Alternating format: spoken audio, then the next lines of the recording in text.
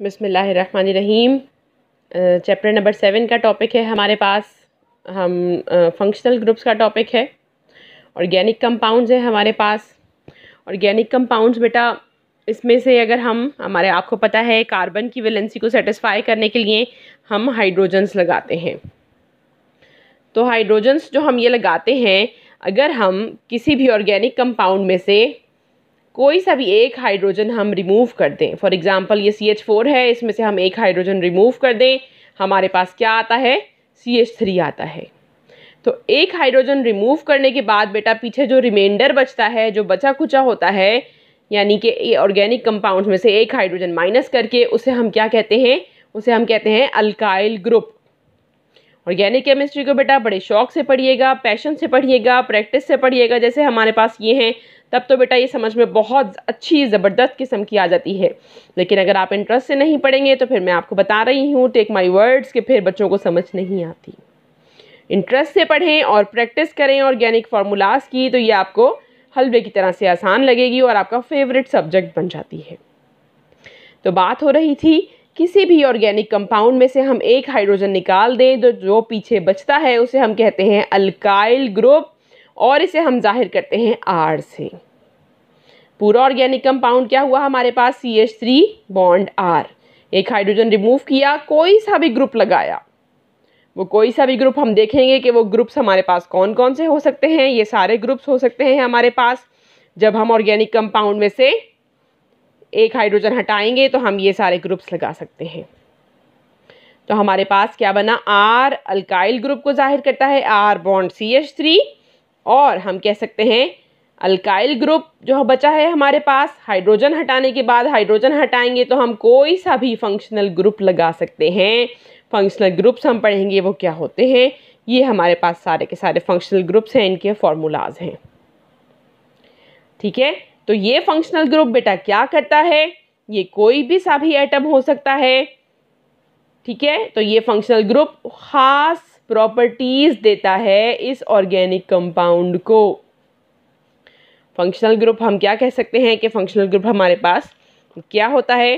Functional group वो होता है एन एटम, कोई भी एटम हो सकता है, ग्रुप ऑफ एटम, और अ सिंगल बॉन्ड और अ डबल बॉन्ड, जिसकी वजह से कोई ख़ास खुसूसियात आ जाए इस ऑर्गेनिक कंपाउंड में। कोई भी एटम हो सकता है, कोई सिंगल बॉन्ड हो सकता है, कोई डबल बॉन्ड हो सकता है, या कोई सा भी एटम हो सकता है जिसकी वजह से ख़ास खुसूसियात आ जाए उस ऑर्गेनिक कंपाउंड्स में, तो हम ऐसे ग्रुप को फंक्शनल ग्रुप कहते हैं। ठीक है, तो फंक्शनल ग्रुप्स पढ़ने से पहले हम थोड़ा सा ऑर्गेनिक कंपाउंड्स की हम नेमिंग पढ़ लें, हम इनकी गिनती पढ़ लें।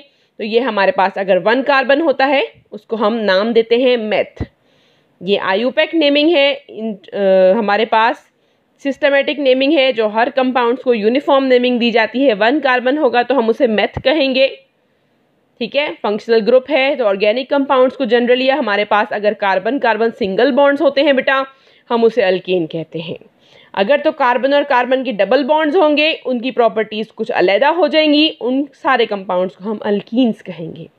डबल बॉन्ड की वजह से खुसूसियात या प्रॉपर्टीज़ चेंज हो जाती हैं ऑर्गेनिक कंपाउंड की। और अगर कार्बन के साथ ट्रिपल बॉन्ड है तो वो क्लास ऑफ कंपाउंड्स अल्काइन कहलाएगी।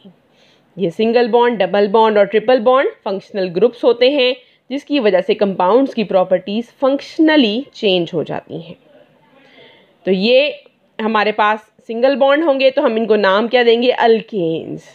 Double bond alkenes, triple bond alkynes. तो अगर हमारे पास 1 कार्बन है, उसका प्रीफिक्स हम उसके नाम से पहले क्या लगाएंगे? मेथ। तो ये सारे अल्काइल ग्रुप्स हैं। अगर हमारे पास ऑर्गेनिक कंपाउंड में 1 कार्बन होगा तो मेथ कहेंगे, और सिंगल बॉन्ड होगा तो साथ एन लगाएंगे।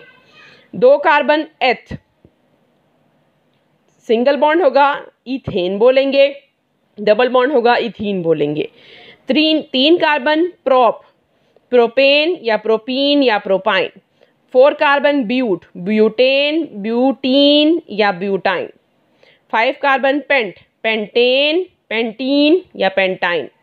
6 carbon hex, hexane, hexene, hexyne. 7 carbon hept, heptane, heptene, heptyne.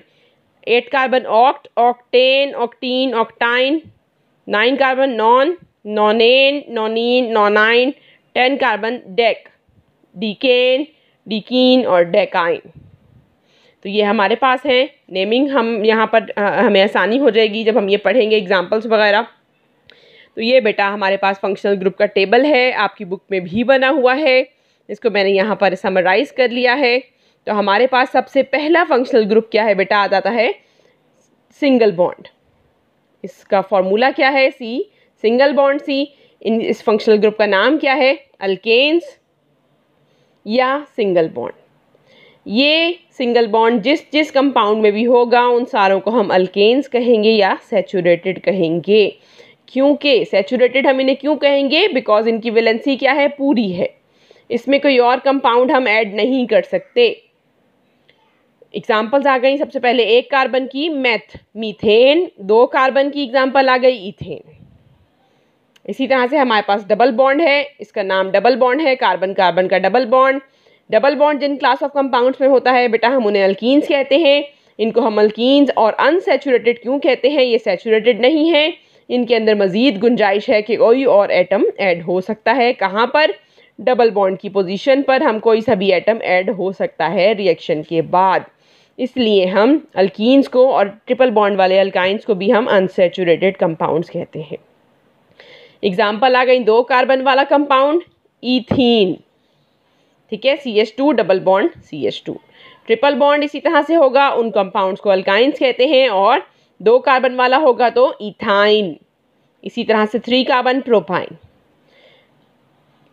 फिर हमारे पास ये आ जाता है एक और functional group, hello functional group, bond x. X fluorine भी हो सकता है, क्लोरीन भी, ब्रोमीन भी और आयोडीन भी, इसे हम हेलो फंक्शनल ग्रुप कहते हैं। और ये हेलो फंक्शनल ग्रुप जिन कंपाउंड्स में भी होता है उन्हें हम अल्काइल हेलाइड्स कहते हैं। For example CH3 bond Cl, या हम इसको 1 कार्बन है दूसरा क्लोरीन है तो हम इसे मिथाइल क्लोराइड कह सकते हैं। इसका नाम क्या है, सिस्टमेटिक नाम क्या है, methyl chloride. Next functional group हम नेक्स्ट वीडियो में देखेंगे।